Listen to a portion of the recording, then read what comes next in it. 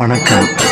அக்னி ஸ்தலமாக விளங்கும் திரு அண்ணாமலையில் கங்கை அம்மன் ஆலயத்தில் கட்டபொம்மன் தெருவில் வீற்றிருக்கும் இவ்வாலயத்தில் இன்று நவராத்திரி திருவிழா 2ஆம் நாள் மிகவும் விமரிசையாக நடைபெற்றுக் கொண்டிருக்கிறது.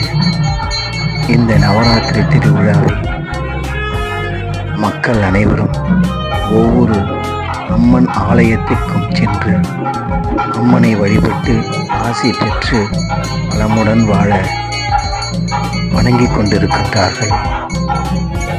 அப்படிப்பட்ட நவராத்திரி திருவிழாவில் கொலு வைத்து சுவாமிக்கு அம்பாளுக்கு ஆராதனை செய்து வணங்கி அம்பாளை மகிழ்வித்து இன்று நவராத்திரி 2ஆம் நாள் திருவிழா. அற்புதமான இந்த நன்னாளிலே அம்பாளுக்கு ஒவ்வொரு அம்பாள் ஆலயத்திலும் இந்த 9 நாள் நிகழ்ச்சி மிகவும் சிறப்பாக தமிழகம் முழுவதும் நடைபெற்று கொண்டிருக்கின்றது. இப்போது நீங்கள் பார்த்துக் கொண்டிருப்பது திருவண்ணாமலை கட்டபொம்மன் தெரு 5 பஞ்சமுக தீபம், அற்புதமாக ஆராதனை, அற்புதமான காட்சி, ஆனந்தமான காட்சி. இந்த காட்சி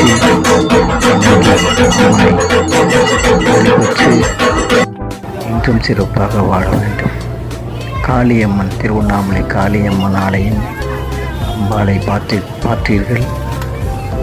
அங்கு திருஷ்டி தனக்குத்தானே திருஷ்டி கழிக்கப்பட்டு அம்பாளை வணங்கி ஆசி பெற்று கொண்டிருக்கின்றார்கள் பக்தர்கள். அந்த வகையிலே நீங்கள் இப்பொழுது பார்த்து கொண்டிருக்கின்றீர்கள்.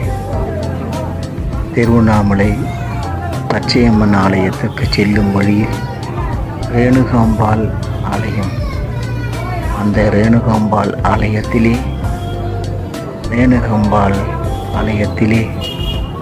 அம்பாள் அலங்கரிக்கப்பட்டு அற்புதமாக காட்சி தந்து கொண்டிருக்கின்றார்கள்.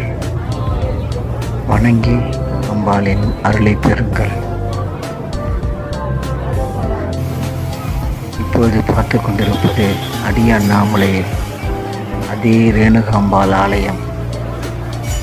அடி அண்ணாமலை ஆலயத்திலே அடி அண்ணாமலை கிராமத்திலே மெயின் ரோடில் இந்த ரேணுகாம்பாள் ஆலயம் அமைந்திருக்கிறது. ஊஞ்சல் சேவை நடைபெற்று கொண்டிருக்கின்றது. பக்கத்து விநாயகர் கோவிலிலே கொலு வைத்து அம்பாள் அலங்கரிக்கப்பட்டு காட்சி தந்து கொண்டிருக்கின்றார்கள், அருள்பாலித்து கொண்டிருக்கின்றார்கள். அற்புதமான இந்த நிகழ்வை நீங்கள் பார்த்து கொண்டிருக்கின்றீர்கள், வணங்கி கொண்டிருக்கின்றீர்கள்.